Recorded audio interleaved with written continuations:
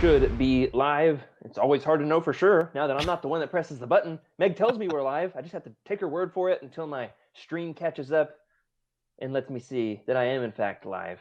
It's a real fun feeling. Welcome everybody. Glad to have you with us tonight. What a week it has been in the United States. I realize, hey, we've got viewers, listeners, whatever you are, fans, friends who are not patrons. We've got all kinds of people who are part of the Youtini community who are not U.S. American, and that's great. Welcome. I would say you're especially welcome because we're crazy. Over here in the U.S., it has been a crazy few weeks, hasn't it, Freddie? Yeah, absolutely. I've gotten to the point where I just don't want to see anything other than Star Wars. I just don't want to deal with news. I don't want to read it. I don't want to see it. And news is everywhere. So the other day, there were parties in the streets. There were all kinds of comparisons on social media to the fall of Palpatine. Regardless of what you think politically, we're not going to steer into politics tonight, regardless of how the show has started. That is to say this much, that one of the songs that was trending worldwide, a massive spike in Google searches. Do you know what the song was, Freddie? What song was especially listened to this past weekend more than it has been in decades, maybe ever before? I have no idea. According to Google, here's what my data looks like. And then up to here. All right, so that was this past weekend. What do you think the song was, Freddie? The Star Wars related song that was played in high frequency this past weekend after the results of the U.S. election. I can think of two songs. One of them is going to be Yub Nub. And the other one is going to be the celebration song from Naboo after they beat the Techno Union. Oh, and push them off. Yeah, exactly. Yeah, that's a good one. Man, I remember when that blew my mind when I first learned that was actually Palpatine's theme. Baked into that, the Emperor's theme. That it's the Emperor's theme in a major scale instead of a minor scale. And you got children singing it. La, da, da. It's bad. Did you say Yub Nub or Yub Dub? Yub Nub. Not sure. Yub Nub. Now I don't even know what it is. Yub Dubstep. Am I right? Is that still a thing? People still dub the step? I don't know. I've got serious suburban dad energy.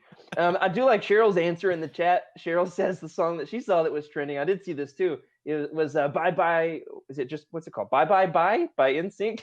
Oh yeah. I only own the NSYNC Christmas album. That's what kind of 90s guy I am. So here's my big question, Freddie. When it comes to the in celebration in Return of the Jedi, are you more of a Yub Nub guy or the special edition victory celebration? Which version of the ending do you prefer? We're not talking about Hayden Christensen versus old smiley Anakin. What's his name? Sebastian Shaw. Yeah. We're talking about just the music, in terms of which song do you prefer at the end of Return of the Jedi? And let us know in the chat. Number 1 for Yub Nub, number 2 for Special Edition. Definitely Yub Nub. Yub Nub, I grew up watching that one right away, and I remember seeing the Special Edition, and I was just sitting there. The movie was over, and I was like, wait a minute, where did Yub Nub go? It was really? The weirdest thing.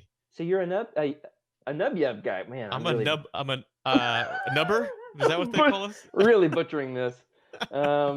I've got to tell you, I didn't start off with the unspecialized versions. I first saw the special editions in theaters and owned the special editions. Oh, they're right here. That's cool.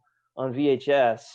I remember getting these under the tree as a kid. My mom gave them as a dual gift for me and my dad. Well, let's be honest. We know who got the better use out of that Christmas present between me and my dad.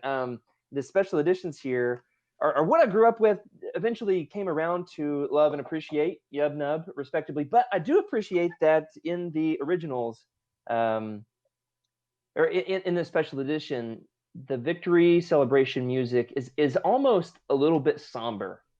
Yub Nub is goofy, man. I mean, it's real goofy. Yeah. That's one of the complaints people have against the special editions, is that they're too goofy, right? But Yub Nub is as goofy as Star Wars ever got. I mean, that's as goofy as it gets, man. was like the prequel to those Ewok movies was Yub Nub. I mean, yeah. Yub Nub was the writing on the wall. They still smell like Christmas. Christmas 1998 or whatever year I got this. So what are our answers in the chat? I said I prefer the victory celebration from the special editions.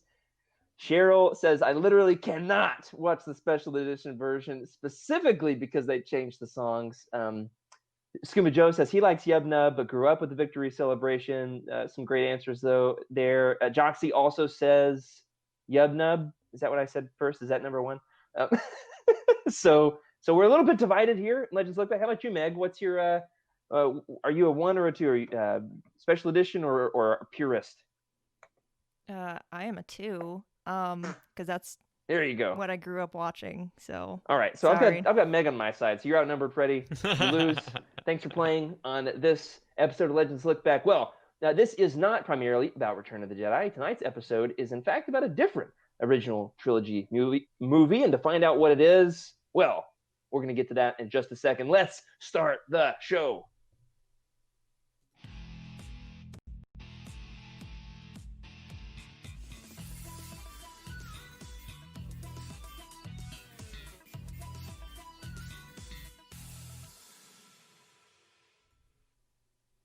Hello, everybody, and welcome to Legends Lookback, a show brought to you by Youtini.com, the Star Wars podcast for people. This is the exact same introduction I did last week. Oh, come on.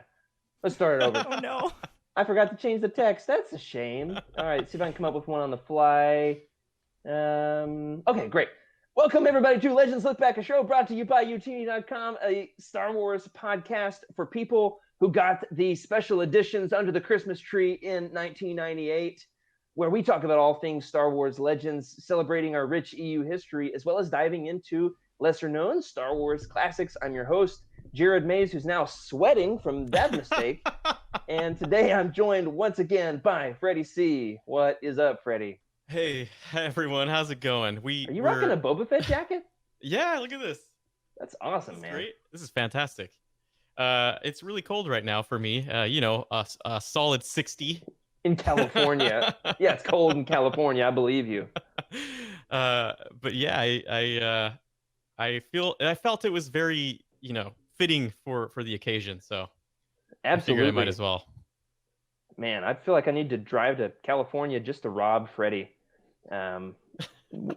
Oh, they can't see the jacket, Freddie. When you changed your setup, Oh, no. Meg's gonna have to move you around. Yeah, I'm working on it. No, Freddie, go back. Freddie's upside down, everybody.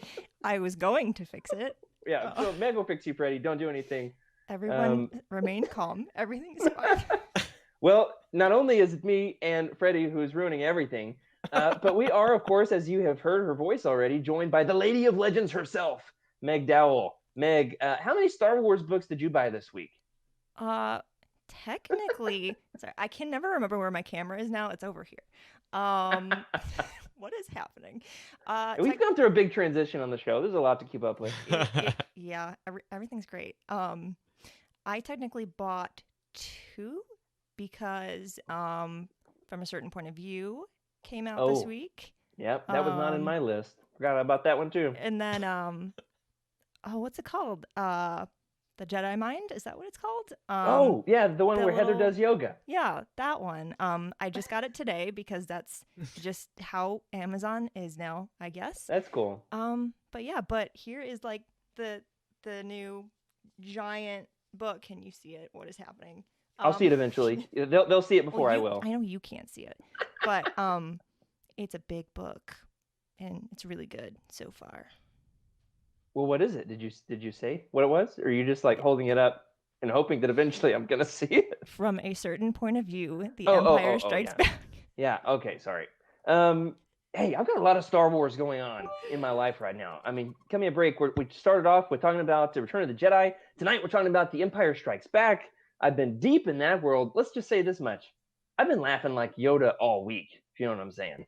I'm deep in that world. Rebecca told me, my wife told me not to do my Yoda impression on the show. She told me explicitly not to do it. Uh-oh. And as always, I did not do what she said. I also got some new Star Wars books. Here's a Youtini fave. I realized was one of the last 10 Legends paperbacks I didn't own, and now firmly belongs in my collection in the flesh. This copy of I, Jedi, where Luke is gazing off into the distance, and Corran Horn is looking stubborn and fly right there on the cover. And then a couple others that I actually blame Freddy for. I can't even hold these things up. They're so big. Star Wars panel to panel. They are the collections of cover art from the Dark Horse comics, and there's even a picture of slimy naked Palpatine in one of these, and I'll find it. And I cannot wait for us to talk about these one of these days. It's going to be awesome. Here's some for Skooma Joe from the Knights of the Old Republic comics. How about you, Freddie? Did you get any new Star Wars books? I did. I'll try to see if I can find the actual camera location. But I bought one of the original releases of the Empire Strikes Back novelization, published May 1980. So, yeah, nice. Man, that cover is gorgeous. Is that the Gone with the Wind cover? Yeah, it is. It is. I don't know if you can see that. Last night in the what are we calling those live streams that Tom from Del Rey has been hosting with the authors from a certain point of view, Empire Strikes Back. John Jackson Miller waxed poetic about the original trilogy, which is my favorite hobby, is listening to John Jackson Miller wax poetic about the original trilogy. And he talked about the meaning in doing that Gone with the Wind style cover. And I was like ready to go outside and run a marathon. I was so excited after listening to him talk about that. And the Empire Strikes Back is in our consciousness right now. We had this brand new book. It's a canon book, so we're not going to talk about it much tonight. But you know what? It begs the question, well, what does Legends have to say about these side characters and the behind the scenes, the before and after the expanded universe of The Empire Strikes Back for what it was for 40 years, almost 35 years. And tonight we're going to be diving deep into The Empire Strikes Back and the expanded universe. We're going to be talking about what happened in Legends before The Empire Strikes Back. We're going to be talking about what happened in Legends after The Empire Strikes Back. We're going to be talking about the characters of The Empire Strikes Back, the locations of The Empire Strikes Back, and probably other stuff that I just can't remember off the top of my head. You ready for this, Freddie? Let's do it. And I could not be more excited. First and foremost, when we're thinking about what is the greatest film ever made, do you think it is, Freddie? I mean, what could possibly rival it? I've got 10 movies that if I'm having a bad day are what I turn on before anything else. But I think critically, and I realize I'm biased. I've got my own Star Wars podcast. I mean, is there any way around thinking that The Empire Strikes Back is the greatest movie ever made? I know we've got Adam with us. He might say, Phantom Menace? But what do you think, Freddie? Is it the best ever? Yeah, it's definitely my favorite. It always has been, and that was even before I knew everybody else liked it. So it's pretty legitimate for me to, as a kid, to just continuously watch Empire Strikes Back over and over and over and over. Yeah. Totally. And in my opinion, I feel like a lot of what we see in pop culture comes from Empire Strikes Back, right? Sure. So I just always related to that. I feel like it was, we had Star Wars. It introduced Star Wars to the fans, and then Empire Strike Back introduced Star Wars to the masses. That's how I feel about it. I think one of my earliest memories, it's hard to know exactly where this ranks in the timeline of my earliest memories. It's definitely, top 5 earliest memories, is my mom asking me, son, which is your favorite Star Wars movie? And I remember thinking, oh, I can have a favorite? And I'm thinking, I just really like watching those snow speeders whip around the AT-ATs. It's just a ton of fun when it goes between the legs and it falls down and then Luke crashes and he gets out with a lightsaber. You got Obi-Wan going, Yoda the Dagobah system. I mean, it's just an absolutely flawless movie. And it wasn't until I got deep into my Legends fandom that I came to realize that there is a lot that's fleshed out about this movie. There's also a lot that's not fleshed out about this, which is why we've got so much fun with a book like From a Certain Point of View. When it comes to The Empire Strikes Back and Legends, the fact of the matter is there's a lot of content set between A New Hope and Empire Strikes Back. But if you think about it, there's also a ton of material after Return of the Jedi. But there's one gap there what those 6-9 months, a year. Trevor's not here, so I can say whatever number I want. He's our timeline guy. There's not a ton of Legends material between Empire Strikes Back and Return of the Jedi, is there, Freddie? No, there really isn't. It's almost like a dead zone, right? It's Yeah. really interesting. Except for one glaring, massive exception. One of the biggest Legends multimedia stories there ever was Oh in Shadows of gosh. the Empire. And Yeah. we'll talk about that. But before we get to that, we've got to start off with an infamous book on Legends Lookback.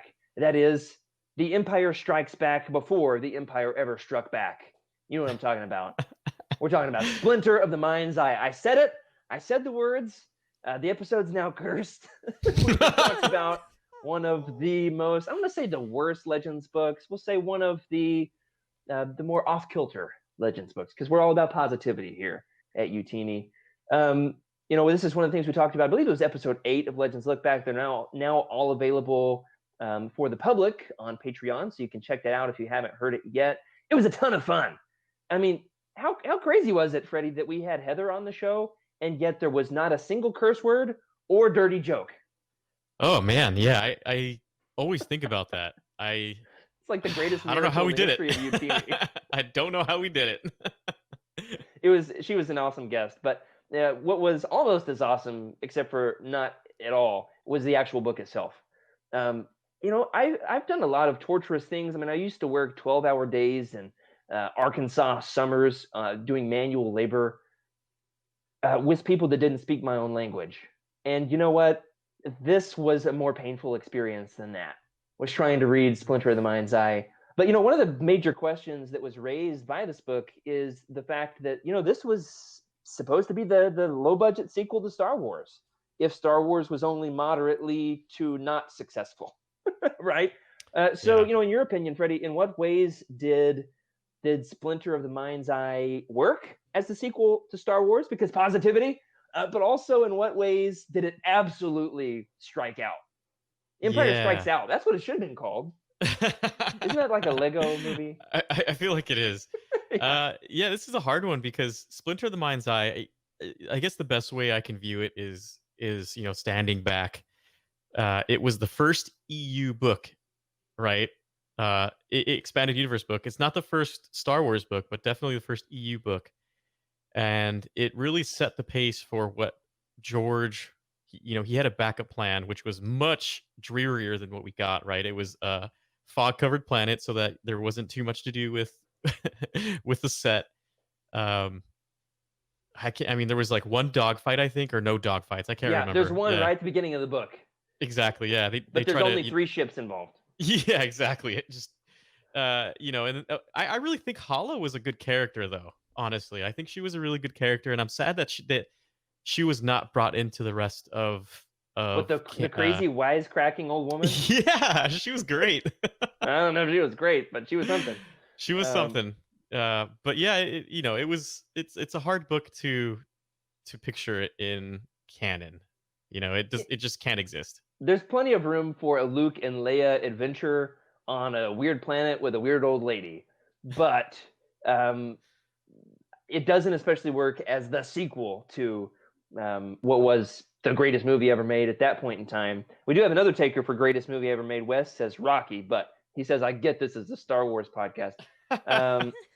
I did something we're all doing movie marathons during quarantine. Doing 2020. I had my wife watch all the Rocky movies, and she absolutely hated every minute of it because she doesn't like violence. But guess who had a ton of fun? This guy. Anyway, that's beside the point. Splinter of the Mind's Eye doesn't exactly work. Freddie's got some great points here. He says that this is really funny here that Luke can swim, which is funny because he comes from a desert planet. But what's the flip side of that, Freddie? Leia cannot swim. Even though she was raised as royalty on a planet just teeming with bodies of water, and there's like nice pools, probably fountains, streams. Yeah. It's Alderaan. It's like you just picture peace and tranquility and beauty. But Luke, who comes from the desert, pro swimmer because of the patriarchy. Am I right? I would say the biggest way that it falls short is that there's no Han, right? Whereas The Empire Strikes Back comes up huge with expanding Han as a character, specifically his relationship with Leia.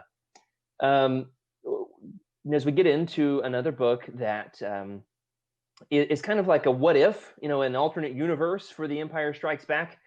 We talked about it a little bit last week, and that is Infinities, Empire Strikes Back. Freddie, I want to ask, did you catch, and Meg, you can answer this one too, I made a big glaring continuity error in last week's episode concerning Infinities, The Empire Strikes Back. Did you catch what it was? No, I didn't catch it. What did you say? What you did you do, Jared? Anybody in the chat catch my big continuity error concerning The Empire Strikes Back in last week's episode? I'll give you a hint. It's Tauntaun related. Did you find it, Meg? Did you catch this one?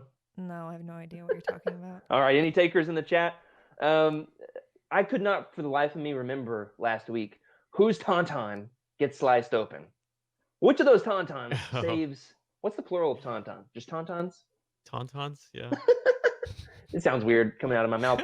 I could not remember which Tauntaun is the one that Han says, "Oh, I thought they smelled bad on the outside." Do you know off the top of your head, Freddie, whose Tauntaun gets sliced open? Definitely Han's or Tauntaun, because Luke's Tauntaun is already in the Wampa's stomach. Fried chicken. Yeah.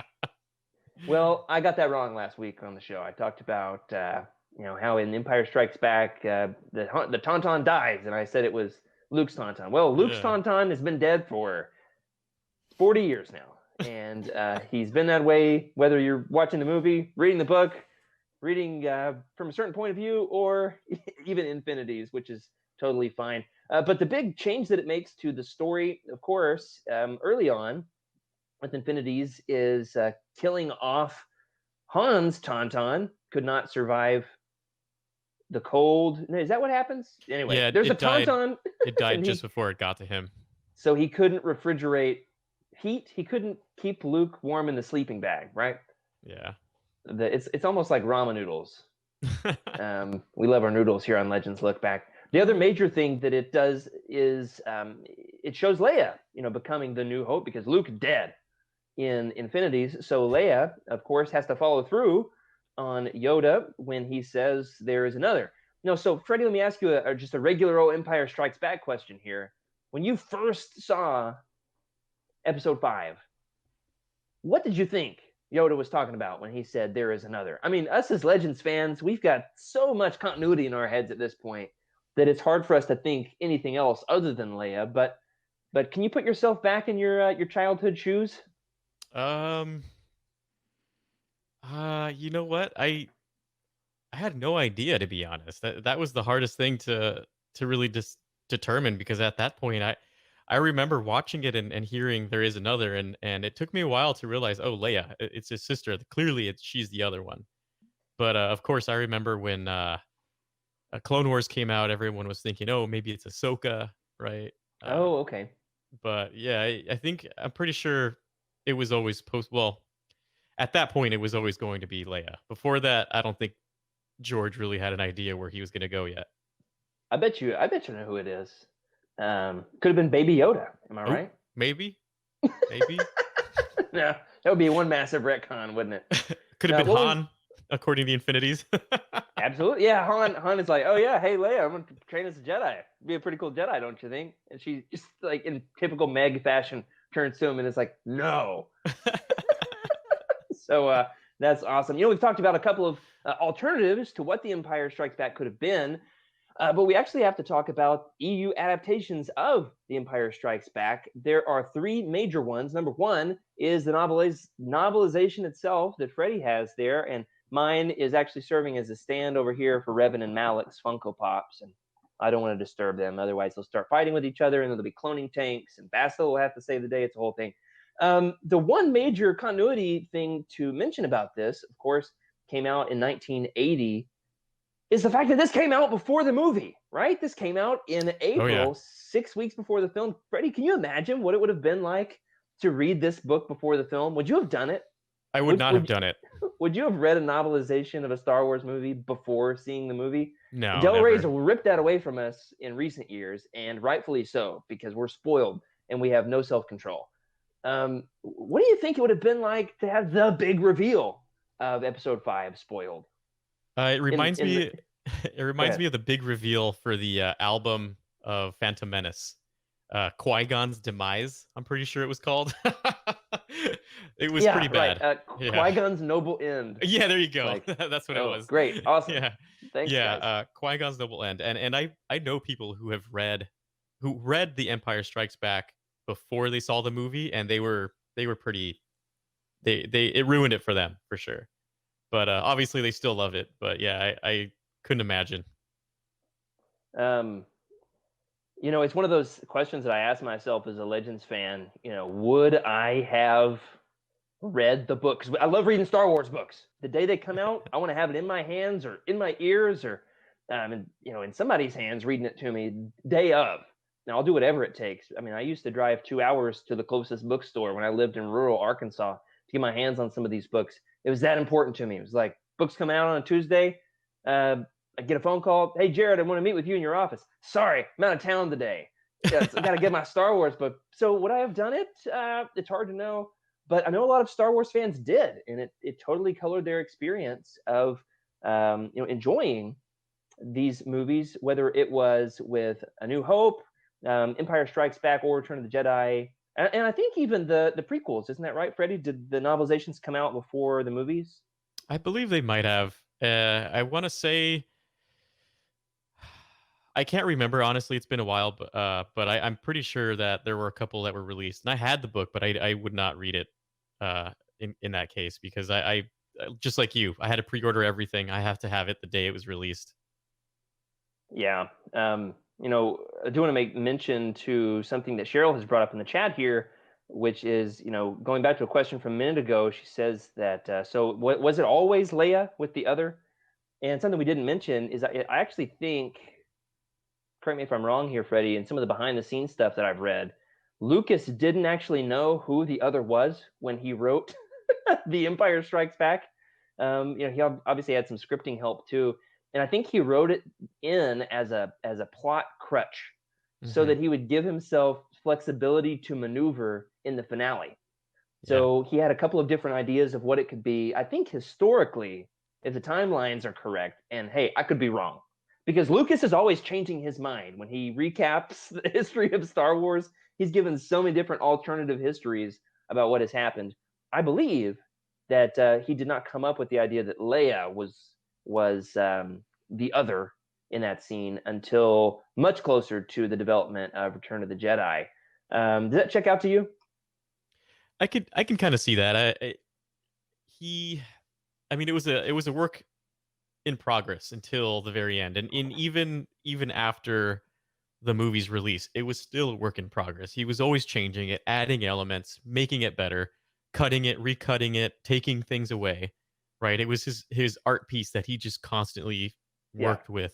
So, which leads us back to the special editions. Yeah, exactly. It all comes back to the special editions. It does. And personally, I think if he had not done that, I don't know how popular Star Wars would have been. Because it kept a lot of us during that time of the Dark Ages interested, because I was a kid when the re-releases came out. I got to see them in the big screen with my cousin for the first time, and it was pretty magnificent. And without that experience, I don't know if it's so interesting, because we can argue about this, but I don't know if he knew. It just doesn't. It seems like it would be very George Lucas to not know. The more I think about it, I think that it was like his primary idea that Leia was the other, but that he had not totally decided that she was Luke's sister at that point in the timeline. All right, this is sounding more right to me the farther we go. But I do want to say, if you want more information about the making of The Empire Strikes Back, it's a totally excellent way to celebrate this film for its 40th anniversary. The book that I would recommend, there's several great histories of Star Wars, but the one I would recommend the most is called The Making of Star Wars The Empire Strikes Back, and it's by J.W. Rensler. And I've got to say, it is absolutely massive. I think the hardcover sells for $85 now on the market. You can get it for $15 on Kindle, but it's got all kinds of fun multimedia stuff in there, video clips and audio files. And I mean, it is massive. I'll tell you this much. I think it would take you longer to read this one book than it would take to read the entirety of the New Jedi Order. It is absolutely massive. You can take my word on that. Have you checked those out, Freddie? I have, and we're totally getting rated at the moment by Oh, Strictly awesome. Casual No and the Strictly way. Casual posse. Hey, Well, it's our everyone. first grade, Freddie. This is massive. Hey, what's up, guys? We are a Star Wars Legends podcast talking all about the 40th anniversary of The Empire Strikes Back. We are recommending the behind-the-scenes tome by J.W. Rensler that is the making of Star Wars, The Empire Strikes Back. I mean, don't you think he could have come up with a more creative title, though? You know what? It works. Pretty straightforward. It is what it is, man. Absolutely. Well, we're talking about the adaptations and behind the scenes of The Empire Strikes Back. We also need to talk about the fact that, yes, there was a novelization, but my favorite area of the fandom in terms of being a Star Wars Expanded Universe fan is the old school NPR radio dramas. And there's a really fun one for the original Star Wars, and it's got all kinds of extra material, the real expanded universe of expanding the universe. Of course, all kinds of stuff from the deleted scenes. It's reincorporated, and it's got great voice actors across the board. Mark Hamill himself reprises the voice of Luke Skywalker. But then when it came to The Empire Strikes Back, they didn't go quite as wild with incorporating new elements and adding in deleted scenes. There's a few little lines of dialogue that are tweaked and expanded, not nearly as much as the original. However, most remarkably, yes, Mark Hamill returns, but also Billy D himself comes back to voice Lando, and it starts off a long chain of Billy D continually coming back to reprise his role as Lando Calrissian. Have you ever listened to these, Freddie? I have, yeah. I'm a big fan of it, and I think it solidified Billy D in fandom too, because he loves Star Wars. He loves being Lando. Like Lando is Billy D. So, if anybody was going to play it, it was going to be him or somebody he was cool with. So it's pretty cool, man. I'm so glad that we got to he got to reprise his role, right? Well, hello there. Yeah. What have we here? Every what time have we we talk here? about Lando, Freddie, we just de-escalate into you and me doing Lando impressions for like 2 or 3 minutes. It's like clockwork. It's like mentioning is. Star Wars galaxies around you. You just start to fanboy and you get all flushed in the face. And I will say with the NPR radio drama, the number one thing worth mentioning in terms of how it expands the universe is the fact that, and I love this, all right? This is Legends at its wackiest, right? At the climax of Luke Skywalker's lightsaber duel against Darth Vader on Cloud City in the book, because it's all audio. You can't see the minutia in the performance. You can't see the nuance in their eyes. Instead, you've got to announce everything. There's no narration. At least I don't think so, not much. So Luke audibly announces his decision to jump off the balcony or the gantry into the service shaft there on in the heart of Cloud City, whatever you call that room. What do you call the room where they fight? The room where they fight. The breezeway. The room with the catwalk. Catwalk's Yeah. never a good thing in Star Wars. Luke announces his decision. He's like, well, Vader, if you're my father, I guess I'm just going to jump off this thing and kill myself. And it's so incredibly goofy all these years later. But it does raise a good question, doesn't it, Freddie? Yeah. Do you think that Luke was trying to just escape Vader?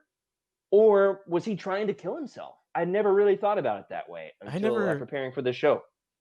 I think he was just trying to get away from his dad, right? You're not my dad, and then just jumps off the catwalk and doesn't really think twice. Oh my gosh. Yeah, it's totally a "you're not my dad" moment. Man, as a kid, the mystery of The Empire Strikes Back, the wonder of it, it's got so much in that movie, especially compared to the others, that leaves you just watching it and it's metaphysical and you're thinking, what is happening here? Of course, you've got the Dagobah cave, but then also as Luke jumps off seemingly to his death as a kid, I just remember being flabbergasted, my mouth wide open, jaw agape, wondering where is he going and how is this going to end? And then he's just going down the slide, and I was like, I'd kind of like to go down that slide. It seems fun, but can go down with both of my hands intact, please? If I ever go down a slide, as much fun as that. And maybe lube it up a little bit. It seemed a little bit painful to slide down that thing. The squelches of him sliding down that that shaft. Isn't it just a totally I horrible mean, noise? he not only does he have his hand ripped off or cut off with the lightsaber, but he's also got to go down a dry slide. Dry slide. Cheryl makes a great point. She says a slide isn't fun if you don't know where it ends. Which is true. Never considered that. That's why my 2-year-old, when she sees the ones that are twisty with the big, they're like covered on the top, she's always like, "What do you think about this? Is safe? You've got 5 seconds to stop me. Otherwise, I'm going for it." Gotta love her. Nothing like her older sister who would never go down a slide, with or without my help. Well, Freddie, we've talked about the adaptations. We've talked about the alternatives to The Empire Strikes Back. Let's talk about the prequels in Legends to The Empire Strikes Back. First and foremost are the old school Marvel comics. Now, Freddie, this week I downloaded them all off Comixology with grand plans to read them. I couldn't do it, man. They are very different. They are to try to different. get through these things. One of these days, though, we'll do like a whole retrospective episode of trying to tackle some of the classic Marvel comics. But there's, I think, The Empire Strikes Back starts in episode 40, so several years worth of continuity in terms of developing the expanded universe for what happens before The Empire Strikes Back. In a minute, we're going to talk about the Marvel comics after The Empire Strikes Back, and I've got a fun tidbit there. Moving on into the books that are a little bit more consequential in Legends, the first that we're going to mention is one that's a little bit divisive. I know that our buddy Rob, not the biggest fan of this one. I myself put it in my top 10, and that is Scoundrels by Timothy Zahn. Yeah. Freddie, how about you? Are you on Team Rob or Team Jared? Are you positive or negative on Scoundrels? I'm a big fan of Scoundrels. I like Scoundrels a lot, and I think it's because I also really liked Ocean's 11, and I have to be honest, I haven't seen too many heist films, right? It's just not my genre that I go towards. So Ocean's 11 was pretty cool, and then when I read Scoundrels, I just bought it without realizing that it was an Ocean's 11's book, style book, right? And I was such a big Yeah. fan of it. That's what sold me on it. And honestly, my first read through, I was having trouble because you've got a lot of new characters to learn, and the way that it pulls in characters definitely involves some Legends loopholes. It's significant as a follow up or as a prequel to The Empire Strikes Back for two major continuity reasons. One, Han has already spent that reward money. I remember looking at that big old, what is it, like a wagon full of just boxes of gold or whatever it is. A lot of credits that Han receives there on the base at Yavin. And in typical Han fashion, by the time we get to Scoundrels, he's already spent that money. Yeah. So we should do a whole episode on this. Maybe Trevor will join us. All the different ways Han loses his reward money in Legends. There's so many ways. And then secondly, Han and Lando have a Legends interaction before The Empire Strikes Back in Scoundrels, and yet after Lando loses the Falcon to Han in the A.C. Crispin book. Was that Rebel Dawn where that happens? Yeah. Yeah. So it's significant for the retcons that it makes. So for me, it took a little while in reading it to kind of get over those interpretive humps where I was like, I'm not sure if I can accept this, because there is one massive twist at the end that totally makes you read the book entirely differently on your second read through.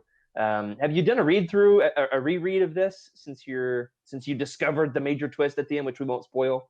No, actually, that was the last time I read it. Was the first time. It was pretty fantastic. Yeah, don't spoil it. It's just, yeah, don't look at the back of the book. I'm sorry I said that. Zahn absolutely loves his twist endings. Yeah. And I would say this is maybe one of his most successful. This one's just fun. You're just looking for something lighthearted. It's not something that's going to make you cry. Maybe from tears at the end. From how cry from tears, cry from joy. I mean, at the end, for just how incredible the twist ending is. So I would recommend Scoundrels, though not everyone would. You've been warned. Secondly, on the list of the, I would say, more important prequels to The Empire Strikes Back is Razor's Edge by an author who just recently made her return to the expanded universe, and that is Martha Wells. She is in the From a Certain Point of View, Empire Strikes Back book. She wrote an Ugnaught story that I've not gotten to yet. It's one of the last books in Legends. It came in the trilogy. Freddie, do you know what the sequel to this one was supposed to be? It was preceded by Honor Among Thieves, the Han book, right? Yeah, that's right. And it wasn't there. Okay, so There was a third one, there was a and Luke. Meg loves it. Oh no. No. It was part of like it was supposed to be called like Empire versus Rebellion or something like that, right? And then Yeah. it was Han, Luke, and Leia. That Right, was just the like classic original trilogy novels. yep, yeah. And so the third one is Heir to the Heir to the Jedi, Jedi. That's right. which Yeah. ended up being reimagined and told from a first-person point of view. And I'll say this much: canon can have it. Canon can have it. Now I'm Meg's not saying favorite anything book, about its right? quality, other than the fact that we got a lot of great Legends books. So canon needed its own lookbook. All right. So Razor's Edge, however, is absolutely excellent. The fun thing about it is 80% of it is in Leia's point of view. Can you think of any other Legends book, Freddie, that has 80% of it written from the perspective of Leia? No, no. I think it's one of the first ones, honestly, or the only one. And I think that's probably the issue with Heir to the Jedi was it didn't quite flow with the theme, Yeah. and it kind of sunk, in my opinion. But that's for our other podcast to talk Yeah. about. I'll say this much about Razor's Edge and Honor Among Thieves. They're excellent. I absolutely love Honor Among Thieves. It's in my top 10 favorite Legends books. And I wouldn't quite put Razor's Edge up there as much, but it's worth read, especially because of the way that this book is talking about Leia as a leader leading up to The Empire Strikes Back, because you see her as quite the assertive leader. In the beginning of that movie, there on the Rebel base at Hoth, everybody respects her opinion, not just as a princess, but as a rebellion leader, right? You know what I'm saying? Yeah, yeah, it's pretty good. I like it. It's worth a read. It's been a long time since I've read it.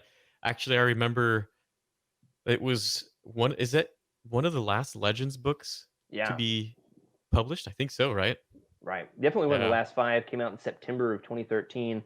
And the frustrating thing about it, Freddie, this is one of our eccentricities that we have in common, is the fact that this is one of the only Legends books that does not have a paperback without the Legends banner, Yep. because we're obsessive in that way. I spent a good amount of time today trying to decide, do I want to go ahead and complete my collection with those paperbacks that never got Legends banner, that never got versions without the Legends banner? Do I just want to go ahead and buy them with the Legends banner to complete the collection? It's a totally obsessive conundrum that I'm in. But hey, Star Wars Legends fan problems, am I right? One final book worth talking about as a prequel to The Empire Strikes Back is a book that actually got two different covers, and one that I'm sure that our buddy Cheryl especially loves as a huge Mara Jade fan, and that is the Timothy Zahn's Choices of One. Choices of One, of course, is the sequel to Allegiance. However, we're recommending Choices of One as the prequel, really worth checking out for The Empire Strikes Back for one major reason, and that is this entire book centers around the plot device of both Mara and our heroes, right? Luke and Han and Leia trying to find the Rebel base, like trying to find a new place to set up camp after, obviously the Empire learns about Yavin, so they've got to evacuate, right? Freddie, I want to ask you one question about this book. Which of the covers do you prefer? We're not even talking about content here. Which of the covers do you prefer? Do you prefer the hardback or the paperback? This is probably one of the first times that I say that I like the paperback. Okay, I agree. What do you think in the chat? Do you prefer do you prefer the hardback or the paperback? One for hardback, two for the paperback. Here's my number one gripe with the hardback. What person's model do you think they use? Whose likeness? What famous celebrity do you think they used to make the cover of Choices of One? Should I say it? Because I've got one strong guess that I've thought since I first saw this cover, and it's distinctly not the same image at all that they're using on the paperback release. What do you think, Freddie? Yeah, it's so funny because you wrote it in the show notes, and I have to say 100%. Once you see it, you can't unsee it. Yeah. It's Amy Poehler, right? Yeah, Amy Poehler. Yep. I mean, which kind of makes me want an Amy Poehler Star Wars movie where she's like teaming up with stormtroopers and making jokes when they bump their head on doorways.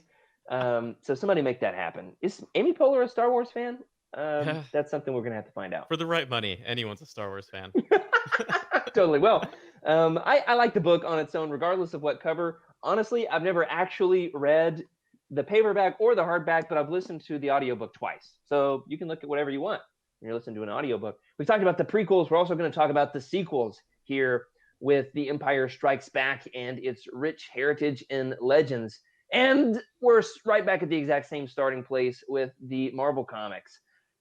In issue number 45, I said issue this time, I said episode earlier. Issue number 45, it's the first issue to follow The Empire Strikes Back. There's one glaring continuity error. Do you know what it is, Freddie? I didn't actually notice this until I saw the notes, actually. I had no idea. So it's great. It's like a perfect example of just how wacky the Marvel comics are. Empire Strikes Back is this dark, existential movie about good and evil and identity, and then you come right out of it into the next issue of the Marvel Comics, and it's just like, all right, we're off on another wacky adventure. And in this one, even though Luke has his hand cut off in The Empire Strikes Back, which is holding his father's lightsaber, he's already got a new lightsaber in issue number 45. Where'd the lightsaber come from? Is it the same lightsaber? Is it a different lightsaber? It's never explained. No. And it just stays that way. Lots of other comics along the way after this. Luke's just got a lightsaber. Where did it come from? Gotta love those Marvel comics. And one of these days, we're going to do a deep dive. However, there's one major sequel to The Empire Strikes Back in Legends that's definitely consequential in the grand storytelling of the expanded universe, and that is none other than Shadows of the Empire itself. Freddie, what's your history with Shadows of the Empire? We've got a video game, we've got its own soundtrack, a comic. Oh, it's got action figures, it's got everything. I feel like Stefan from SNL saying that it's got this and that. What's your history with Shadows of the Empire? So Shadows Empire, just some background. It was a multimedia project for Lucasfilm, and it was basically it was everything: novels, video games, soundtracks, toys. Kenner had a bunch of toys. There was a new starships, trading cards, everything that was touched by Star Wars. Shadows of the Empire had their hands in it, and my introduction to it was actually the N64 game. Believe it or not, that's where I found out about it. Oh, really? Yeah. Wow. I know this week we've got a couple new console releases. The PS something and the Xbox whatever have both come out. Are you a gamer, Freddie? Yeah. I couldn't tell you. I've always been a generation behind. PS5? Is it 5? PS5, yeah, PS5. Anyway, it's had a lot of people on the team talking about how in their history of buying some new Star Wars, buying new video game consoles, a lot of people were saying that they first bought the N64 because Shadows of the Empire was a launch title, or very close to being one at least. So they were like, I had to buy a new console just to play this Star Wars game. That's how important this was back in '96, man. Yeah. I've got quite a few of the action figures myself. I, however, have never read the book. But Freddie, we love to play our games on Legends Look Back. And here's a fun game for us, okay? Hopefully you did not Google this ahead of time. Everybody in the chat, you're welcome to follow along and play this game with us. Here's how the game goes. I'm going to list off a number of Shadows of the Empire related characters, topics, ideas. And the question is, which one of these has not been reincorporated into canon? Okay? Because a lot of things from Shadows of the Empire have made their way back in. One of these, however, has not. And honestly, looking at the list, I don't even remember which one it was. So give me a second to figure it out. Okay, I've got it. I should mark that for myself for next time, because that could get real out of hand real quickly. Okay, so which of the following has not been recanonized? You ready, Freddie? Yeah. Let's do it. Number 1, is it the Falleen species with their pheromones and ponytails? Number 2, the Black Sun Crime Syndicate. Number 3, the bounty hunters battling over Han's carbonite slab en route to Jabba's palace. Number 4, the ship belonging to Dash Rendar. It's kind of like a knockoff Millennium Falcon, right? It's another Corellian Corvette, the Outrider. Number 5, Dash Rendar himself as a character, and finally Prince Shizor as number 6. Which of the following has not been recanonized into the Star Wars expanded universe? What do you think it is, Freddie? Well, I feel like I need some do do do do kind of music as you decide. I'm pretty sure Prince Shazer was brought back into Rebels right. I feel like so just going down the list, the Feline, the Black Sun. I know I've seen Black Sun in canon. The Outrider, that's a tough one. Dash You're right on Render. Black Sun. You're right on Yeah. Black Sun. I'll give you that much. So Dash Render, I believe, was brought back in. I think it was like a little adventure story of some sort.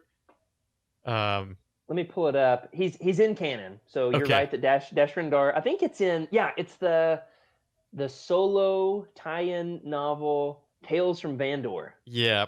Okay, that's the So one. so he gets an Easter egg in that. So it's like the most obscure tie-in to a movie that a lot of people Yeah. never saw, right? And so it's like, how much is he actually canon? Doesn't matter to me. He's canon. He's All canon. right? He's canon. He's back, baby. Let's see. Outrider, pretty sure the YT 2400, if I'm not mistaken, is still canon. It is canon. I'm trying to remember where, but yeah, it's canon. So you're getting close. I know they actually had. I'm pretty sure. I'm not sure if it was the Outrider, but there was a YT 2400. Pretty sure it's YT 2400. Correct me if I'm wrong. It's chat. named explicitly somewhere. All right, what are people's guesses? And Freddie, I need a solid guess from you, man. You're tiptoeing around this. I'm gonna say number 3. I'm just gonna Number go with three number 3 is. Anybody else want to guess? Which one of these is it? I'll give you the list one more time. Which of these is not in canon? Faline, Black Sun, bounty hunters battling over Han's carbonite slab en route to Jabba's palace, the Outrider, Dash Rendar, or Prince Shizor. How do you say Shizor? Do you say Shizor? Do you say Zizor? I think it's supposed to be Shizor. Shizor is how it is in the audiobook, so what audiobook doesn't matter. Scoundrels, I think. Okay, so it is number 3. The bounty hunters battling over Han's carbonite slab en route to Jabba's palace is in the Shadows of the Empire comic. That's where that story is especially told. And as far as I know, I'm only halfway into, from a certain point of view, Empire Strikes Back. We really need a shorter title for that dadgum book. Only halfway through that. So who knows? Maybe it's in there. I will say this much, that it's incredible, isn't it? How many of these things have been brought back into canon? Yeah, it's at least as Easter eggs. Almost all. I mean, a lot of content, if you think about it. Black Sun especially has been carried throughout almost everything. Every video game that I feel like I play, I see Black Sun. Yeah, I was looking for the behind the scenes on what things were recanonized and which things weren't, and I've forgotten where I got some of this information because I was trying not to put it all into the show notes so as to spoil Freddie. But it's mostly from. All right, so here's a fun one. Shizor was first mentioned in the. He was made canon by a cookbook in Star Wars Galaxy's Edge, the official Black Spire Outpost cookbook. There is something called Shizor. What is it? Shizor salad. Shizor salad. What's it called? There's something in here named after Shizor. So, first of all, what does that taste like? Second of all, what do its pheromones do to you? Doesn't matter what you put in the salad, it's going to taste great according to those pheromones. Oh, man. Well, let's not talk about the pheromones because that is one problematic part of the book. But I do love how many nods it's gotten in canon, which is a ton of fun. But let's talk about some other characters. Talk about Shizor. We've talked about him enough. Let's talk about some other Empire Strikes Back characters. If you really think about it, there are 4 major characters who were introduced in The Empire Strikes Back, right? So you've got Yoda, Lando, Boba Fett. You ever heard of Boba Fett, Freddie? Maybe. And I'm not talking about the Wampa or the Tauntaun. The other major character is Palpatine himself. Of course, made his initial debut as a monkey, right? Wasn't it monkey eyes on a woman? Yeah, that's right. Monkey eye. That's been replaced. And I would say that's one good way the special edition has paid off with The Empire Strikes Back. But which of these 4 characters, Yoda, Lando, Boba, and Palps, which do you think is the most successful new character in Empire Strikes Back? So we're drafting teams here. Who's your first pick? I'm going to say this is a tough one because it changes with generation. I would say Yoda has become that character right now, but I would say, and well, Boba Fett. Boba Fett had what, like 2 lines, 1 line, 2 lines. I forget how Right. many lines he had, and he He's no good just to me, Dad. rocketed. Yeah, he just rocketed off into fandom. So I would say And Boba Fett. if we're being technical, Freddie, he's not introduced in The Empire Strikes Back. In fact, he's introduced in a Legends story, if we want to call it that. Do you know where Boba Fett made his first debut? Do you know this piece of Well, trivia? I'm just gonna say, we have, we give Heir to the Jedi, or not Heir to the Jedi. I Jedi. What was it? I forget. Sorry, I Which tried to book? delete that one. The one with Luke. Point of Both of view. them are not the best. Yeah. Heir to the Jedi, yeah. Heir to the Jedi.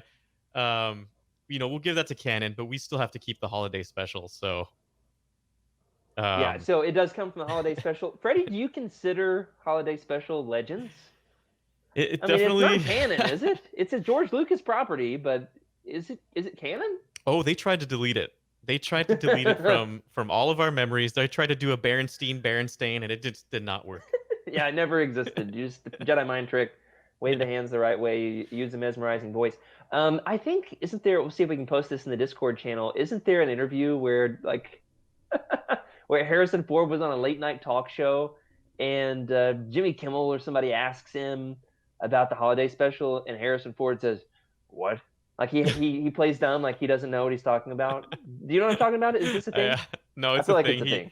a thing. A lot of people that when I'm pretty sure even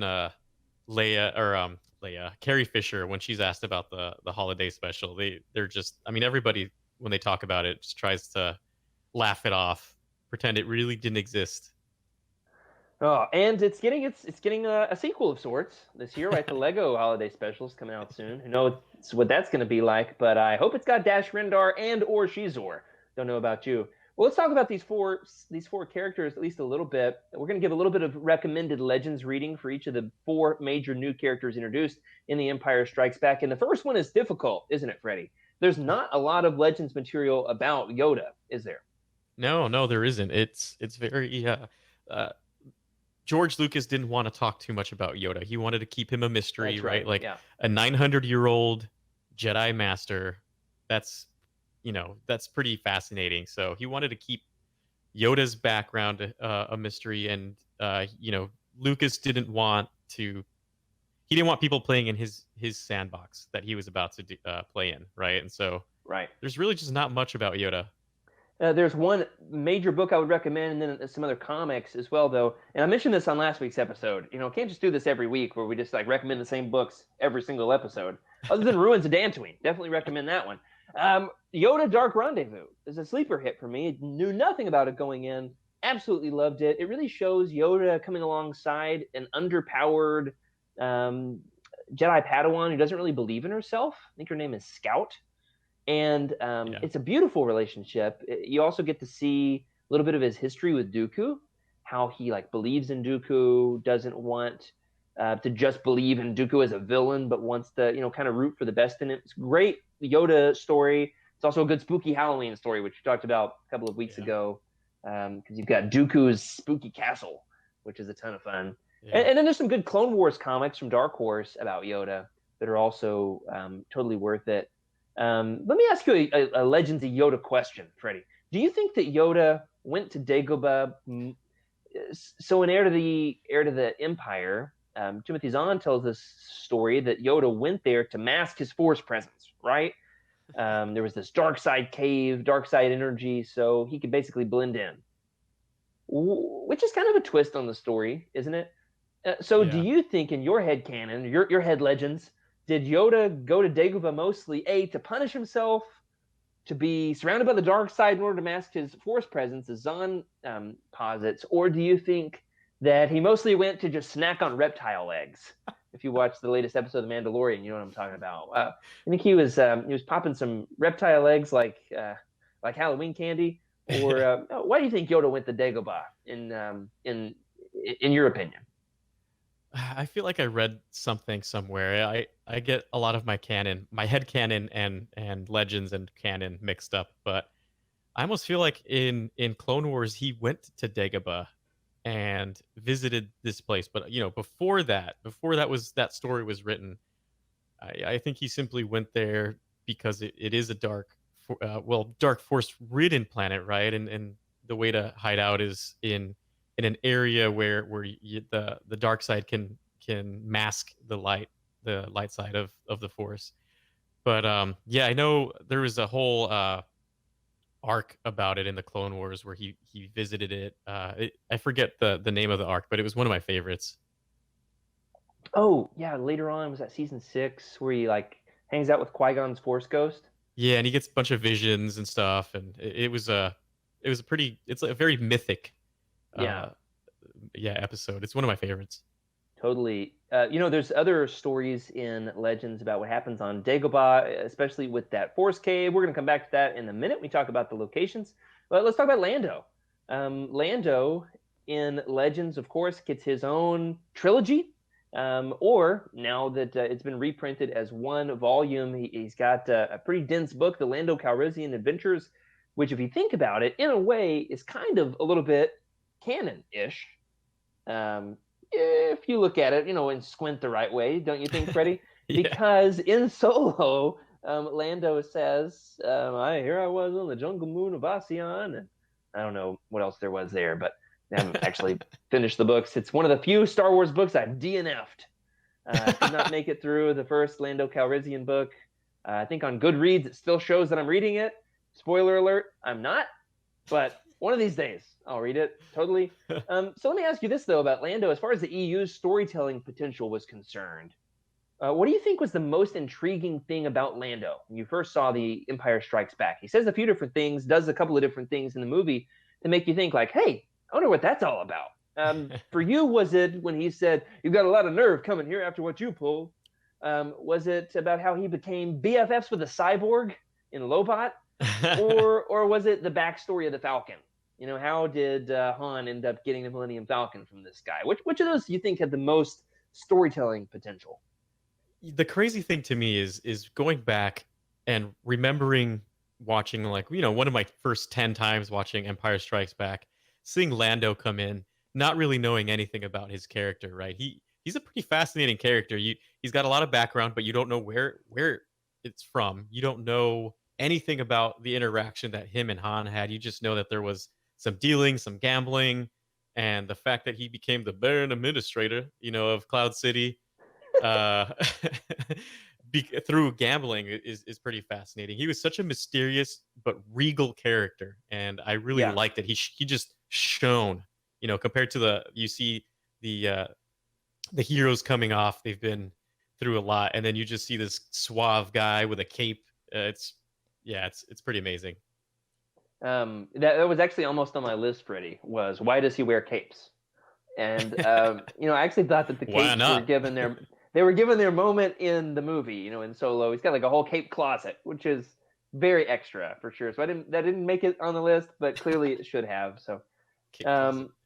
it's fun to see the way that Legends explores that initial statement that he says, "You've got a lot of nerve coming here after what you pulled." So what did he pull? Is he specifically talking about how Han got the Falcon, or was there something else? And so Legends actually retcons that 3 or 4 times Yeah. at least. I mean, who knows how many other short stories or comics explored this that I've never gotten into. Bet you Trevor knows. We'll ask Trevor. So there's a lot here in terms of what you can be excited about with Lando. And if you want to know more about this, of course, we've got a Lando Calrissian reading guide up on youtini.com. We also did an entire episode, the Legends Guide to Lando, a few months ago, and you can access that a number of different ways: YouTube, Patreon. We've got our own podcast feed, and you can check that out as well. But Freddie, I'm going to turn this one over to you because you're wearing your Boba Fett jersey tonight. Is it a jersey? What would you call that? Outfit? I mean, it's a jacket. It's definitely a jacket. Let's call it an outfit. It's almost like a utility jacket, but Well, outfit. it's nice. I I'm like cool it. with it. I'm tempted to fly to California and rob your apartment just to get that jacket. And I guess I could order my own, but in true Lando style, I'd like to pull off a heist. It'd be pretty fun. So let me ask you this: there's a ton of Boba Fett stories out there, especially in Legends. What's your favorite Boba Fett story? Oh man, There's a ton. there's a Especially if you ton. think about the comics. especially in the comics. He's a fan favorite in comics, in my opinion. I would say there's a lot of content about Boba Fett, right? You've got the holiday special, which really kind of fleshed him out, and that's where he became a thing. As much as people want to ignore it, he was riding like a Stegosaurus, right, with the rifle that we see in the Mandalorian. It's a So dewback, isn't it? yeah, I don't remember what it was. It was something. It's Barney the dinosaur. Yeah, but I would say I liked him a lot in when he was fighting the Yuuzhan Vong. I don't know if you remember reading Oh a lot of yeah, that. The Battle of Mandalore.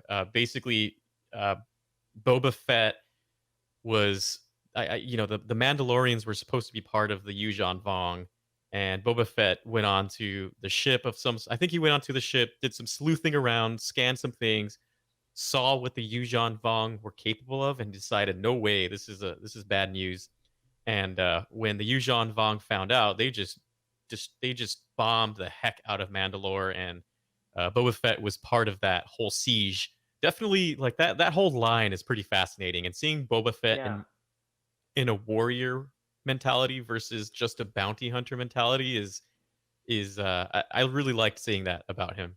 That's a fun story for a number of reasons. He unites the Mandalorians as Mandalore, I think, in that story. He kind of takes up the helm of their leader in order to fight the Yuuzhan Vong. So it's fun because you see him team up with like our heroes, Han, Luke, Yeah, and Leia, in order to come together against this common cause. And it's really late in, if I remember correctly, in the New Jedi Order. And so Boba Fett's not in it at all. And then it's called Boba Fett, A Practical Man, isn't it? yeah, By Karen yeah. Travis. So he's not in the story at all. In fact, it's like been decades since he's even come up in the novels. It's like, oh, where is Boba Fett? Well, he's out there somewhere. Who really knows? Well, there was like a fake Boba Fett in Boba Fett's armor. I forget his name. It's a whole retcon. But then all of a sudden, it's like, whoa, Boba's back, baby. So I love the way that his story develops. Kieran Travis really runs wild with him. My favorite Boba Fett story is like the sequel to that. So it's his story in Legacy of the Force, specifically in Bloodlines, which explores him trying to reconnect with his family, and then the second to last book in that series. So Karen Travis's third book, Revelation, where he trains Jaina Solo how to be a Jedi Mandalorian, which is really Yeah, really legendsy, isn't it? yeah, that's It's as super legend as it legendsy. gets. Yeah, But it's not goofy. I mean, it's awesome, absolutely yeah. awesome. There's some other great bounty hunters that really don't get their moment in the sun, at least not on this episode, but they've got some great stories that parallel nicely with what's happening in From a Certain Point of View, and that is the book Tales of the Bounty Hunters. If you want to get to know Dengar or IG-88 or Zuckuss and Forlom, Bosk in their Legends glory, I would check this one out. Even though I've never read it, one of these days we'll get to it. I only have like 20 Legends books I've never read. We just happen to be talking about half of them on tonight's episode. Do you have a favorite story in that collection, Freddie? I I really like the Tales of the Bounty Hunters, and I just remember when I was a kid, I thought Dengar had a diaper on his head. So it took me a long time to realize that it was just like a scarf of some sort, and just reading about him, reading about the diaper guy is what I called him. This one's this one's fun because it only has 5 stories in it, whereas Tales from the Mos Eisley Cantina has like 30. This one only has 5, so it's a little bit more long form. So you've got the tale of IG-88, Dengar, Bosk, Zuckuss and Forlom get a dual story because of course, and then Boba Fett, is the last story in this collection. And I might just have to dig into this a little bit this weekend. I could read at least one of the stories. There's so many books that I'm reading right now. And then they also get a great storyline in the Shadows of the Empire comic, the way that they're competing with one another, against one another, and the way that ends up dovetailing into the Bounty Hunter Wars trilogy. So there's 3 great Legends Rex if you want to get into these lesser-known bounty hunters. But then finally, there's one other major character introduced in The Empire Strikes Back who's got some excellent material worth reading in Legends, and that is Papa Palps himself. You know what my first recommendation is going to be as far as Palpatine's concerned. Here's a hint. He's naked and slimy. and that is Dark Empire itself.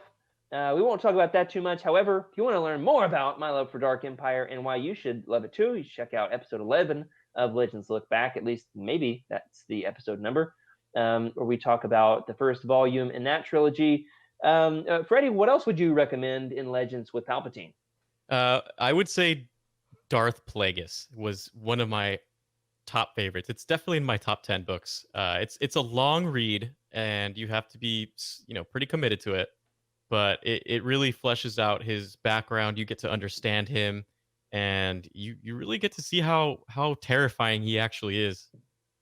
The incredible thing is, when the Phantom Menace first came out in theaters in '99, you've got all these posters with Darth Maul's devil face, and you're like, oh, whoever this Phantom Menace is, he looks awesome. Then you watch the movie and you find out the Phantom Menace was young Anakin. No, the Phantom Menace was Palpatine all along, right? It was a double entendre. Okay, but I'll say this much about the Phantom Menace and Palpatine. Palpatine is also the Phantom Menace of Darth Plagueis, because for a book named Darth Plagueis, it is mostly a book about Palpatine. Don't you think, Freddie? It really is. It's like a backdoor Palpatine origin story. Absolutely one of the best Legends books there ever was. We've got it as one of our highest rated books on Youtini.com. If you've read it, if you love it, leave your review for it over on the site. We'd love to hear your opinion on it. There's a couple of others that are excellent in terms of what they say about Palpatine and his role in the story.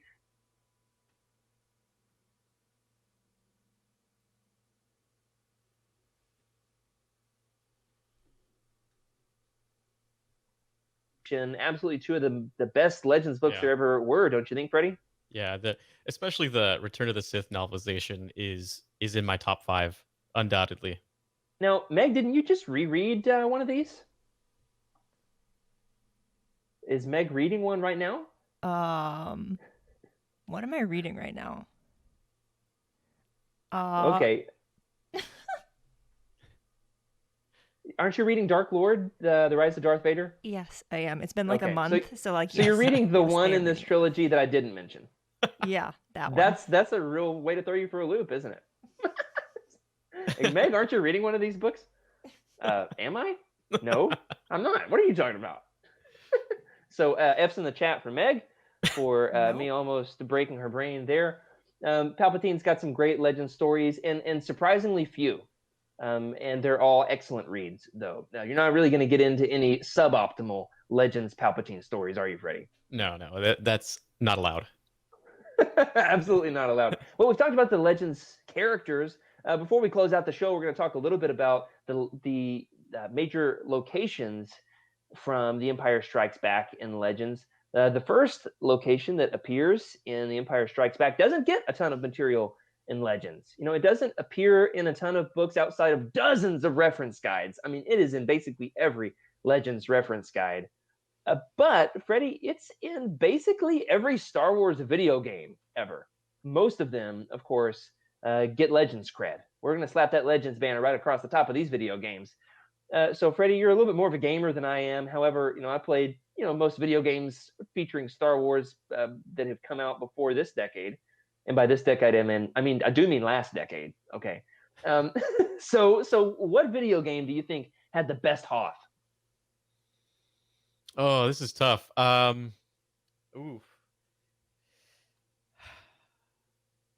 So surprisingly, Star Wars Galaxies did not have Hoth constantly. It was like a special game that was only around for maybe 6 months, but it was nixed right after that. They didn't keep it around.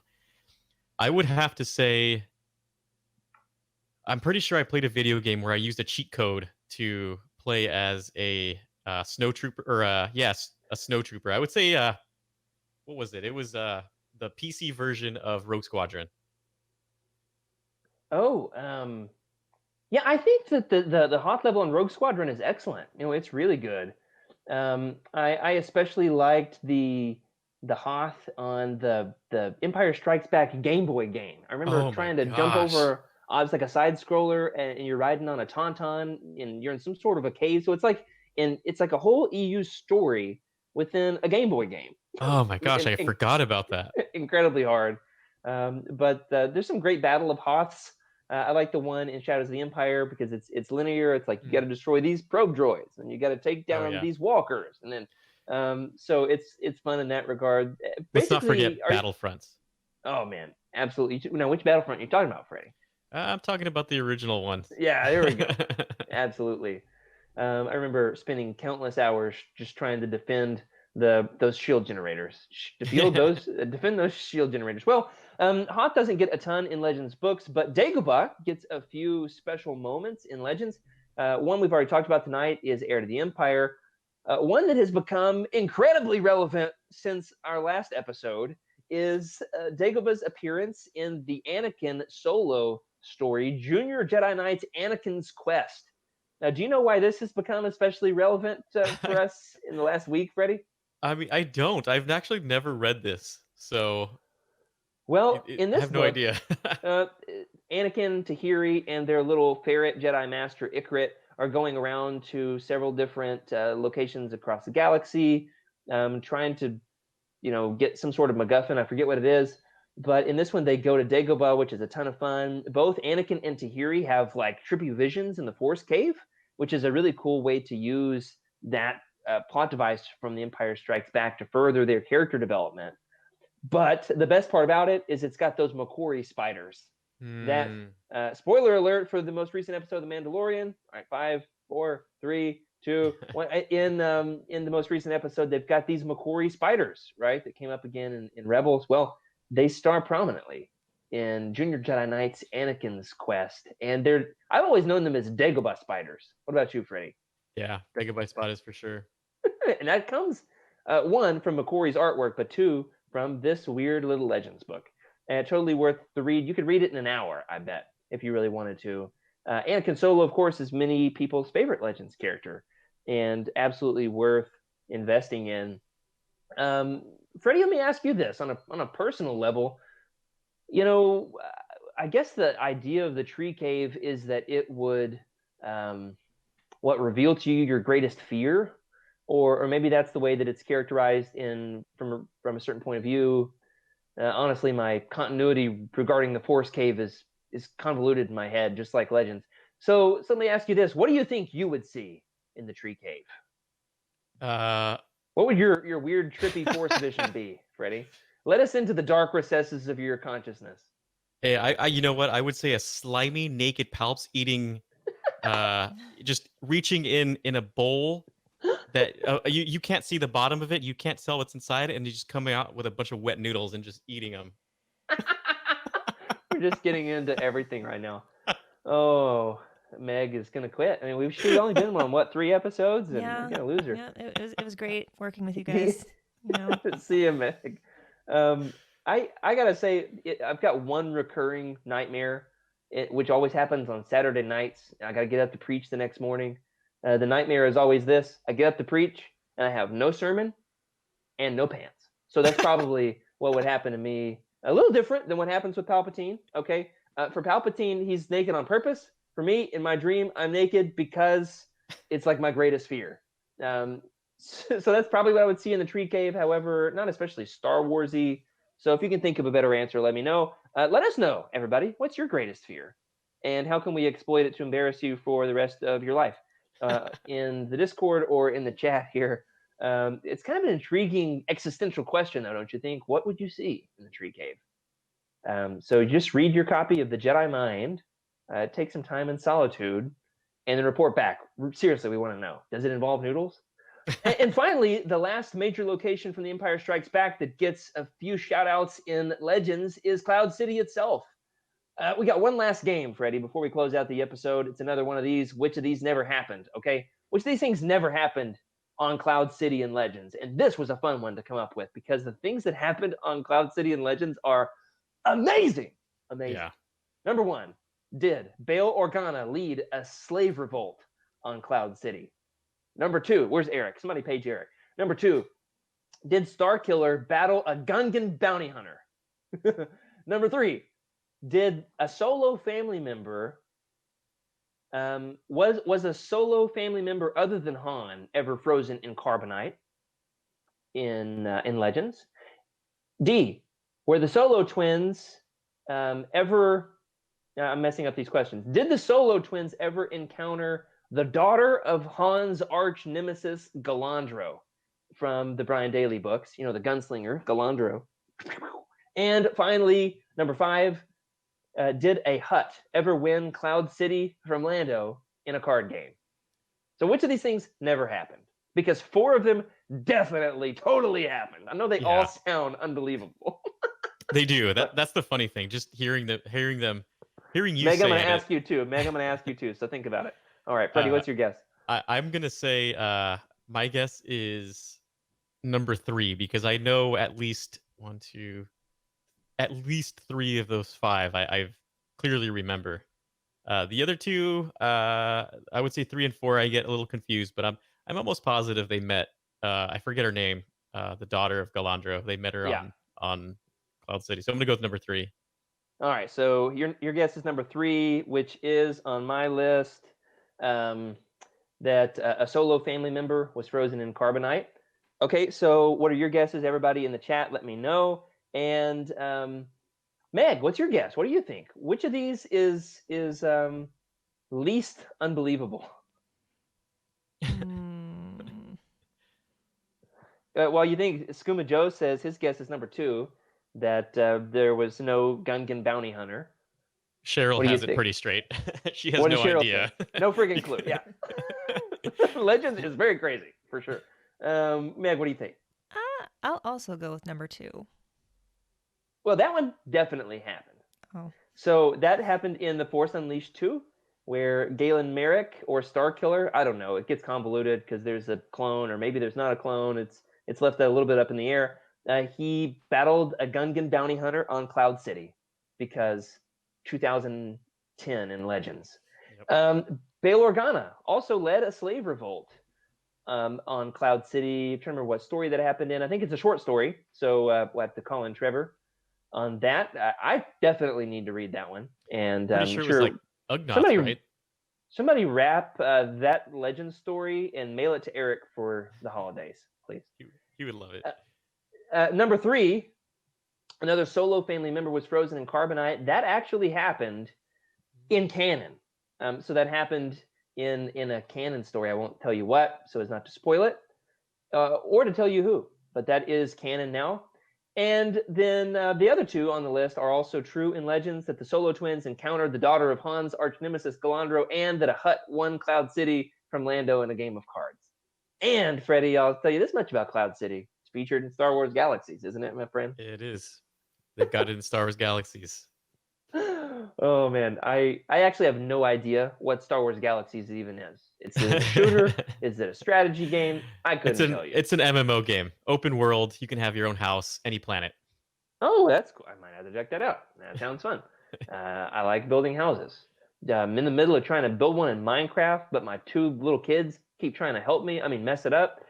And it's difficult. So I won't let them play Star Wars Galaxies. I'll play that one with Freddie. I will say this much about recommended Legends reading with Cloud City. I would recommend checking out The Force Unleashed 2. It's got some great Cloud City stuff. And then also Young Jedi Knights Trouble on Cloud City is the story where Jason and Jaina encounter the daughter of Han's arch nemesis. It's great because you've got like these 2 generational legend stories taking place on an original trilogy planet. It is just like at the peak of Legends, don't you think? Yeah, and I would say out of all art, McQuarrie's art of Cloud City was just beautiful. Oh, absolutely. I need to get a big frame of that, take down like the big piece of art that my wife painstakingly painted for 3 weeks and hung up in our living room. I'll just replace it with Cloud City. Don't tell my wife. It'll be a Christmas gift. All right. As we close out the episode, Freddie, one final way to celebrate The Empire Strikes Back. What's your favorite moment? Your favorite quote? What's your favorite thing about The Empire Strikes Back? Let's celebrate this masterpiece of a film. Everybody in the chat, let us know what's your favorite thing about Empire as we close it out. I'll tell you mine. I love this quote. All right. Lando is not a system. He's a man. That's a good one. Isn't that amazing? Meg, that one just slides right past you every time you watch it. You're like, whoa, that was a good one. Buttery smooth. Meg, did you notice that on Youtini.com I changed the header quote on the Lando collection from the quote that was there to Lando's not a system, he's a man? I didn't notice before, but I do now. Here's the question, everybody. Will Meg let me keep it up? That's the real question. Will it stay on the site? And I also like when Yoda says, "Wars not make one great." I especially like that one. And I did the Yoda impression again. Nobody tell my wife. Okay, Freddie, what's your favorite Empire Strikes Back moment? This deal's getting worse all the time. Definitely my favorite. I think what I liked about it the most was the robot chicken take on it, where every time something would happen, he just continually said, "This deal's getting worse every time." Oh, So yeah, I like that one a lot because you see that Lando really tried to save his friends despite him doing what he had to do. He had to do it. He had to do what he had to do, and I liked seeing that part of him. And then I think the one that I always wish I could say to somebody if I was mad without laughing is, "Why, you stuck up, half-witted, scruffy-looking nerf herder." Just imagine being Carrie Fisher reading that, and you're just like, "I have to say this." she does great with it. I think I say this quote every single week. In some form or fashion, I end up saying, "Who's scruffy looking?" What's the context for it? I couldn't tell you. Next time it happens, I'll write it down and report back on the show. How about you, Meg? You got a favorite Empire Strikes Back moment? In the chat, Cheryl says that she loves the budding romance between Han and Leia, which and the funny lines, of course, between the two of them, which absolutely, that's definitely true. What do you think, Meg? Freddie, I've got to say, I've never seen the Robot Chicken Star Wars stuff, so I might have to check that out good. for next episode. Meg, what's your favorite thing about Empire? I really, really enjoyed Luke training with Yoda. Oh yeah. It's pretty iconic, but like that's the part that I enjoy watching the most. I don't know why. Mark Hamill gets all sweaty. There's snakes. Yeah. It's great. Yeah. Yoda's in a backpack. I also say we would be honored if you would join us like way more often than you'd think would be necessary, but it makes for a good thing to post on social media for sure. It sure does. It was made for Twitter. Meg, is it because you're a runner? Is that why you like that scene so much? For me, that's why I like it. It's like, hey, Luke is a runner. Sure. Can you imagine trying to run with a Jedi Master on your back? Doing flips through the jungle? Yeah, I would definitely, it would make your times go down on Strava for sure. Well, this has been a ton of fun. If you want some related reading to check out more than we've been able to throw at you in this episode, we've got some great collections on Youtini.com. We've got collections centered around The Empire Strikes Back. Hint, hint, I used it as a template for this episode. We went beyond that, but that was our starting point as we were looking to celebrate this film because, honestly, we needed to delay another week because we were not ready for The Last Command Roundtable. And by we, I mean me, because I got distracted with another book. Because Star Wars. Now, you can also check out the collection. So that is to say, it's not Cheryl's fault. It was my fault. We are looking forward to getting into that.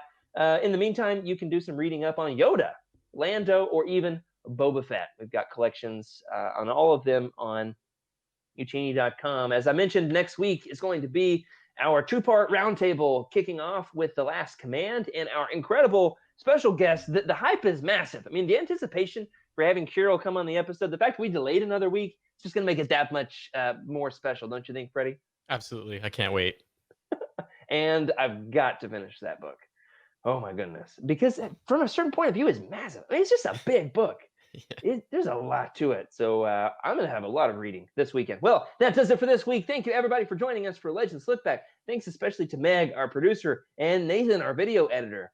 Thank you also to our incredible patrons, some of whom are with us right here in the chat tonight. Thank you for making it possible for us to break out from behind the paywall and onto your phones.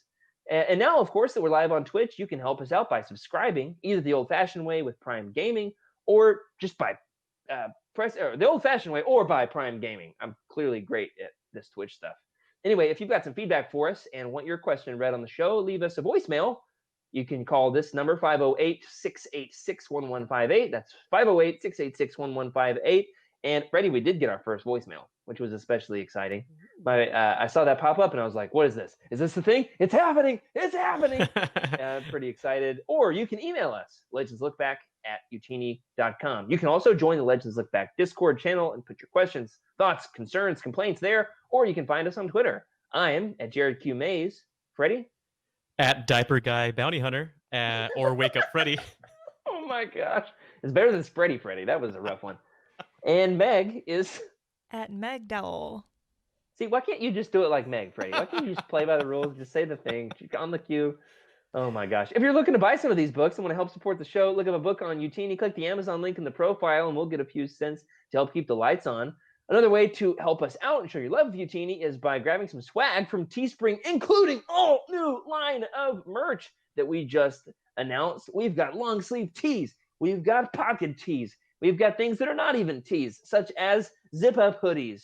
And because it's 2020, the coolest masks in the galaxy. Don't tell Revan, because, man, he's got a cool mask and everything. But Joxy's masks are better, don't you think? They're pretty Anyway, amazing. if you've read any of these books, head on over to youtini.com and leave us a review. Let us know what you think. And in the meantime, remember to keep the Youtini fan code and be a force for positivity in the fandom.